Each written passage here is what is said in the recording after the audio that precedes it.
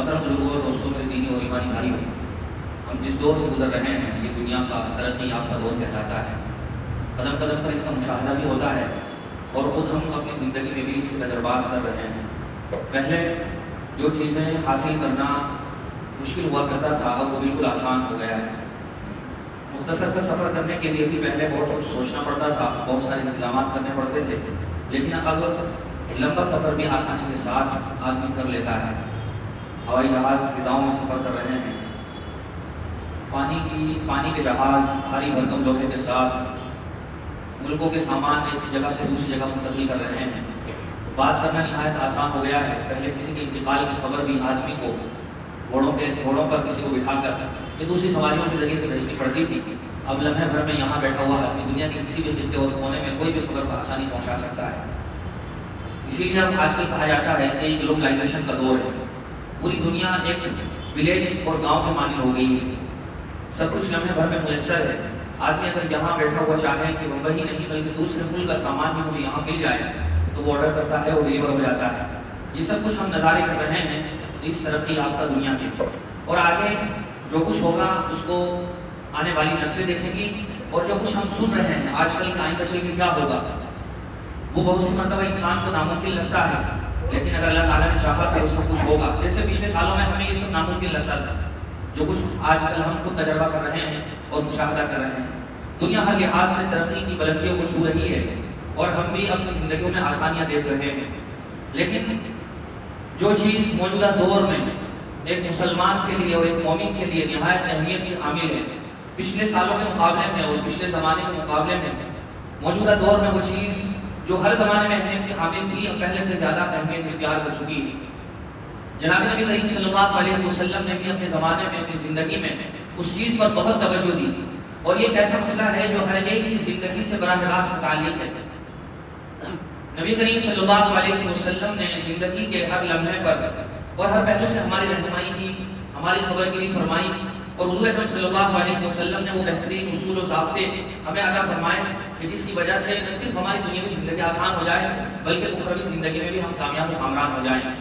جناب نبی کریم صلی اللہ علیہ وسلم نے عملی طور پر ہمارے سامنے یہ مثالی نمونہ پیش کر کے دکھایا ہے۔ اللہ تعالیٰ نے قرآن کریم میں اس پر بار بار ہمیں توجہ دلائی ہے۔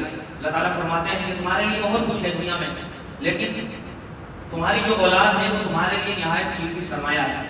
اس لیے نبی کریم صلی اللہ علیہ وسلم نے بھی ارشاد فرمایا مروا اولادکم بالصلاۃ، بلکہ اس سے پہلے ایک روایت ہے کلکم مسئول وکلکم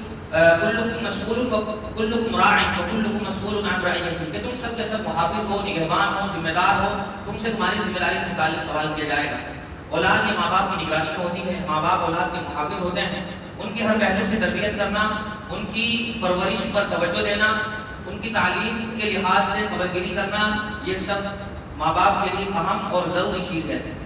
نبی کریم صلی اللہ علیہ وسلم نے بھی اس طرف ہمیں عملی طور پر بھی توجہ دلائی۔ حضور اکرم صلی اللہ علیہ وسلم کے ایک سوتیلے بیٹے تھے جن کا نام عمر ابن ابی سلمہ ہے۔ بہت مشہور بات ہے، حضور کی ایک اہلیہ تھی جن کا نام تھا حضرت ام سلمہ رضی اللہ تعالی عنہا۔ وہ اپنے ساتھ ایک بچہ لے کر آئی تھی جب حضور کے نکاح میں آئی، ان کا نام تھا عمر۔ بہت چھوٹے تھے، حضور اکرم صلی اللہ علیہ وسلم کے ساتھ بیٹھے ہوئے کھا رہے تھے پلیٹ میں، تو وہ اس طرح کھا رہے تھے کہ کبھی ان کا ہاتھ اپنے سامنے ہوتا، کبھی دوسرے کے سامنے ہوتا، تو وہ پوری پلیٹ میں گردش کر رہا تھا ان کا ہاتھ۔ تو حضور نے نہایت محبت آمیز لہجے میں انہیں ادب سکھایا، اور حضور نے فرمایا سم اللہ کل بیمینک کل مما یلیک، کہ جب کھانا کھانے لگو تو اللہ کا نام لو، بسم اللہ پڑھو، اور پھر فرمایا داہنے ہاتھ سے کھاؤ، اور پھر فرمایا آپ نے اپنے سامنے سے کھاؤ۔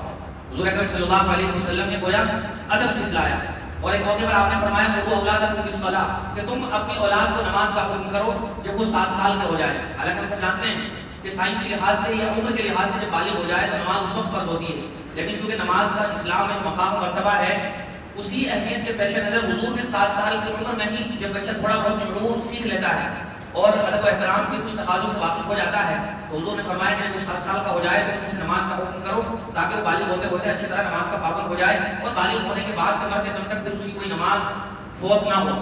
اور آپ نے فرمایا جب 10 سال کا ہو جائے تو اگر نماز نہ پڑھے تو اس کی تنبیہ کرو، ہلکی پھلکی سرزنش کرو اس کی، اور پھر آپ نے فرمایا کہ 10 سال کی عمر میں ان کا بستر بھی الگ کر دو۔ بہن بھائی بچپن میں ساتھ سوتے ہیں تو حضور نے فرمایا جب 10 سال کی عمر کے ہو جائیں تو پھر ان کا بلکہ اس سے پہلے سے ہی آہستہ آہستہ ان کی تربیت شروع کر دی جائے، ان کے بستروں کو الگ کر دیا جائے، لڑکوں کو الگ اور لڑکیوں کو الگ سلانا شروع کر دیا جائے۔ یہ حضور اکرم صلی اللہ علیہ وسلم نے ایک نہایت زبردست ادب سکھایا۔ اسی طرح حضور اکرم صلی اللہ علیہ وسلم نے یہ بات ارشاد فرمائی بچوں کی تربیت کے تعلق سے خصوصی طور پر کل مولود یولد علی الفطرہ فابواہ یحودانہ او ینصرانہ او یمجسانہ، کہ جب بچہ پیدا ہوتا ہے تو وہ فطرت اسلام کا پیدا ہوتا ہے، چاہے وہ کسی بھی گھر میں کسی بھی دھرم میں پیدا ہو۔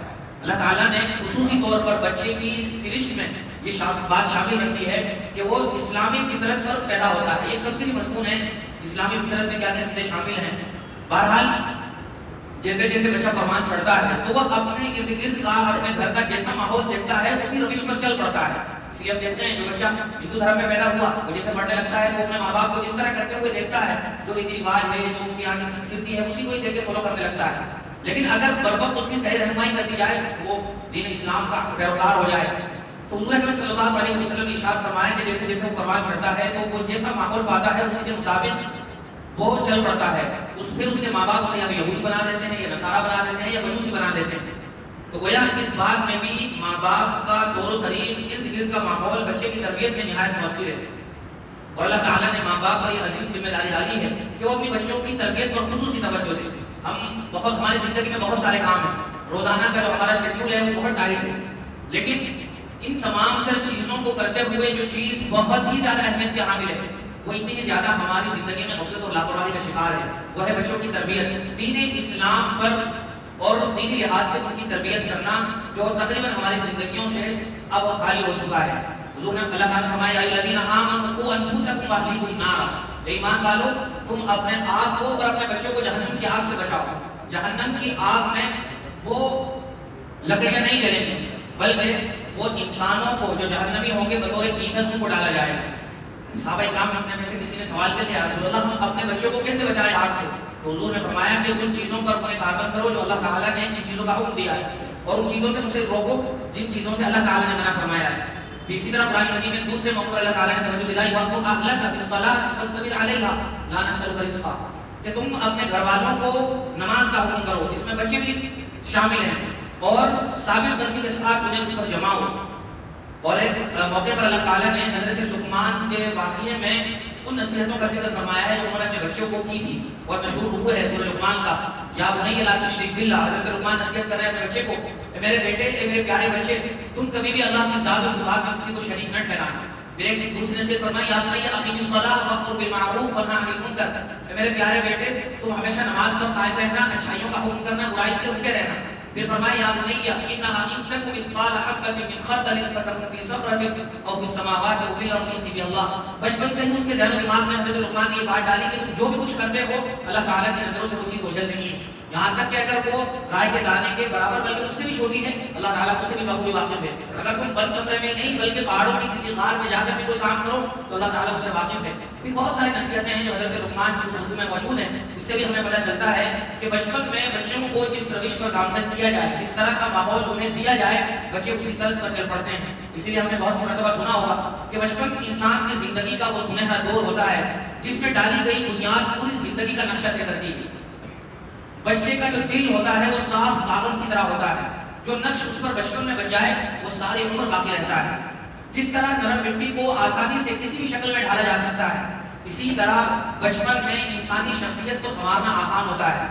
بچپن میں سیکھی گئی باتیں پتھر کی لکیر کی طرح ہوتی ہیں، کہا جاتا ہے کہ جو کچھ بچپن میں سیکھ لیا وہ نقش کل حجر ہوتا ہے۔ اس لیے آج بھی ہم بڑھاپے میں جا کر بھی بہت سی باتیں یاد رہتی ہیں کہ بچپن میں یہ ہوا کرتا تھا، یہ بات ہم نے وہاں سنی تھی، حالانکہ اس بات کو سنے ہوئے 40 سال 50 سال 60 سال ہو گئے، ہمیں یاد رہتی ہے کیونکہ وہ ہم نے بچپن میں سنی تھی۔ تو گویا یہ پتھر کی لکیر کی طرح ہو جاتا ہے۔ بچپن کی تربیت ایک طرح کا بیج ہے، جوانی اس کا پھل ہوتا ہے۔ اس طرح کا بیج ڈالا جائے جوانی میں اسی طرح کے پھل پھول نکلتے ہیں۔ بڑے ہو کر سیکھنا ممکن تو ہوتا ہے مگر بچپن کی طرح آسان اور پائیدار نہیں ہوتا ہے۔ یہ وہ باتیں ہیں جو بحیثیت ماں باپ ہمارے لیے بہت اہمیت کے حامل ہیں کہ ہمیں اپنے بچوں کو کیسا بنانا ہے۔ ہر ماں باپ اپنی اولاد سے یہ توقع رکھتے ہیں کہ اولاد ہماری فرمانبردار ہو، ہمارے حکم پر چلے، ہماری من مرضی کے مطابق زندگی گزارے، لیکن نہ ہم نے ان کو وہ ماحول دیا، نہ ہم نے خود اپنی عملی زندگی کے ذریعے سے انہیں کوئی نمونہ پیش کیا، نتیجہ یہ ہوتا ہے کہ جو کچھ آج کل وہ موبائل میں دیکھ رہے ہیں، جس طرح کے دوستوں کی صحبت انہیں حاصل ہے اور جس طرح کے کلاس میٹ انہیں ملتے ہیں، اسی طرح کی طرز روش وہ اپنا لیتے ہیں اور پھر وہ ماں باپ کے ہاتھوں سے نکل کر ضائع ہو جاتے ہیں، ماں باپ ترستے رہ جاتے ہیں، ماں باپ کی خواہشیں دم توڑ جاتی ہیں، آرزوئیں پامال ہو جاتی ہیں اور پھر وہ رونا روتے ہیں کہ پھر اس کا کوئی نتیجہ برآمد نہیں ہوتا ہے۔ لہذا زندگی کے جھمیلوں میں اور اپنی ہزار مصروفیتوں اور مشغولیتوں میں اگر ہم اپنی اولاد کی تربیت کے لیے وقت نہیں نکال رہے ہیں تو ایک بہت بڑا سوالی نشان ہے جو ہمیں روزانہ اپنے آپ سے پوچھنا چاہیے۔ اس میں ماں باپ دونوں کا ہی نہایت اہم کردار ہے۔ ابھی ہم سال کے جس موقع سے گزر رہے ہیں، اسکولوں میں سمر ویکیشن ہونے والی ہے۔ سمر ویکیشن سب سے لمبی چھٹی ہوتی ہے، سال کی کسی جگہ 1 مہینہ، کسی جگہ 1.5 مہینہ، 2 مہینے تک بعد پہنچ جاتی ہے اور یہ وہ موقع ہوتا ہے جب بچے اسکولی مصروفیتوں سے عام طور پر فری اور فارغ ہو جاتے ہیں۔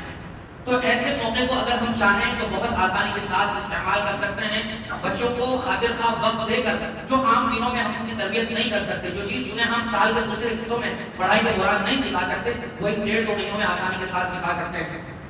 کچھ ایسی ہی چیزوں کا تذکرہ کیا جا رہا ہے، وہ چیزیں اگر ہم چاہیں تو اپلائی کر سکتے ہیں۔ ابھی آنے والا سمر ویکیشن شروع ہونے والا ہے، اس میں ہر آدمی اپنے لحاظ سے پروگرام بناتا ہے۔ کوئی آدمی چھٹیوں پر نکل جاتا ہے، گھومنے اور سیر و تفریح کے لیے نکل جاتا ہے، وہ چاہے تو اس کے لیے بھی وقت فارغ کرے۔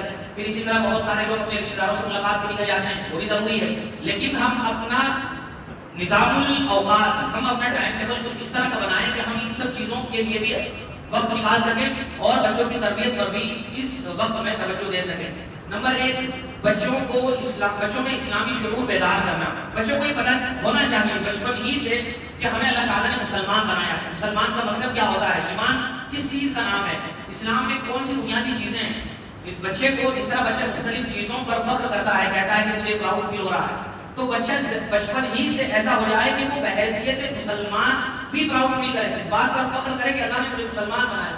بچپن سے ہی شعور اور یہ احساس اسے دلا دیا جائے۔ اسی طرح قرآن و سنت کے احکام پر عمل کرنے کا جذبہ فروغ دینا۔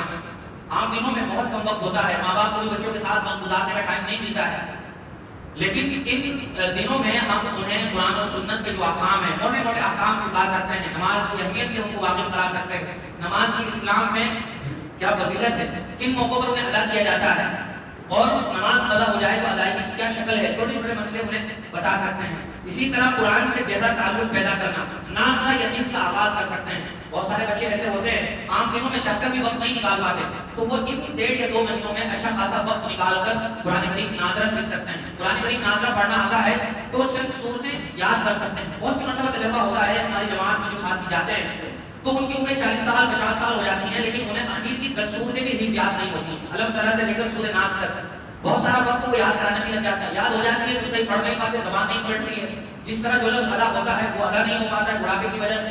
بہت سی مرتبہ بڑھاپے میں جا کر وہ یادداشت باقی نہیں رہتی ہے، تو بچپن میں ہی بچوں کو یہ صورتیں حفظ کرا دی جائیں تو ان کے لیے نماز پڑھنا آسان اور اپنے آپ کی حفاظت کے لیے یہ صورتیں پڑھنا آسان، اسکول جاتے ہوئے آتے ہوئے بچے ان صورتوں کو پڑھ سکتے ہیں۔ اسی طرح سنت رسول پر عمل کا جذبہ، چونکہ جو کچھ آج کل سوشل میڈیا کے ذریعے سے ہمارے سامنے پروسا جا رہا ہے، بچہ انہیں کو دیکھتا ہے، انہیں کو فالو کرتا ہے، اس لیے ہم دیکھتے ہیں کہ جو چیز سوشل میڈیا پر ٹرینڈ بنتی ہے اس کو بہت جلدی بچہ فالو کرنے کی کوشش کرتا ہے۔ اگر ہم اپنے گھر میں سنتوں کو پیدا کریں گے، سنتوں کا جذبہ، تو بچے خود بخود سیکھ لیں گے۔ جیسے مثال کے طور پر روزانہ ضرورت ہے جانا، ٹوائلٹ جانا اور آنا، اگر ہم بچوں کو بتائیں کہ کیا دعا پڑھنی ہے اور نکلنے کے بعد پھر وہ دعا اسے پھر بتائیں، یاد دلائیں، تو آسانی کے ساتھ بچہ دعائیں سیکھ لے گا۔ بچہ دودھ پیتا ہے، دودھ پینے سے پہلے یا کھانے سے پہلے جب ہم بیٹھے ہیں تو پہلے ذرا 10-15 سیکنڈ کے لیے رک جائیں، اسے دعا سکھا دیں، پڑھوا دیں، تو پھر وہ کچھ دنوں کے بعد خود بخود پڑھنے لگے گا۔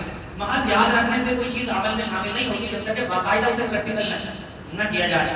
اسی طرح بہت آسانی کے ساتھ ہم ان دنوں میں اسلامی تاریخ سے اور اسلامک ہسٹری سے بچوں کو واقف کرا سکتے ہیں۔